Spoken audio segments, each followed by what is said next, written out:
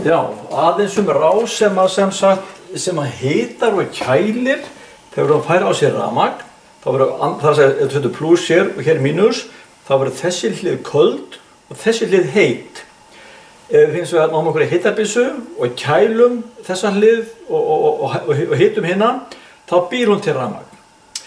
Þannig að inni í henni eru svona módjúl með P og N efni eins og eru díónum og rásinn sem heitir Peltier og hérna, þetta er þessi kubbar hérna, 40 mm.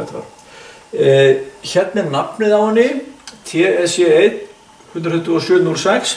Þetta þýðir þetta nafn hérna, TE, þetta er fyrir Thermal Electronic, C er stærðin á rásinni, 40x40, það er stafurinn C. 1 þýðir að það er ein hæð af svona módjúlum inn í henni.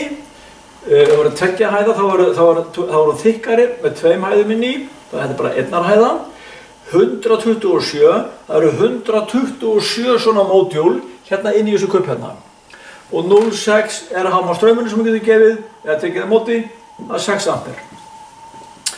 Þannig að, og rásinn virkar þannig, hérna er hún teiknuð sem þegar við tengjum spennugjafa við hana og það fyrir rafmagnið bara hérna, í gegnum hana, gegnum N-efnið, hérna gegnum efri hlutan, þetta verður þá, rásinn væri það bara svona, kemur hér í gegn og hérna gegnum efri hlutan og svo niður hérna og hér yfir, það myndi þessi hlið hér kólna og þessi hlið, hún myndi hitna.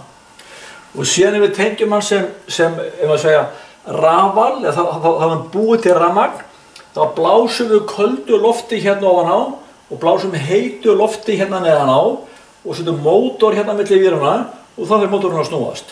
Hér býr hún til rafmagn. Hitamunurinn þarf að vera cirka svona 60 gráður held ég. Við minnir að hitasviðið sé cirka mínus 50 gráður á Celsius upp í cirka 180 gráður á Celsius eitthvað fóliðis. Þetta er cirka bilið sem hún ræður við að vinna á. Og ég held líka að þetta verður alltaf svona 60 gráður hérna munurinn á milli svo hún fara að virka. Hún virkar ekki við sólarljós og eitthvað fóliðis. Og það er meiri hita en það. Nú skulum við prófa að hleypa á hana á svona kupp á hana rafmagni og hérna og sjá hvað gerist og síðan að hérna að setja kalt og heitt loft á hana og sjá hvað gerist.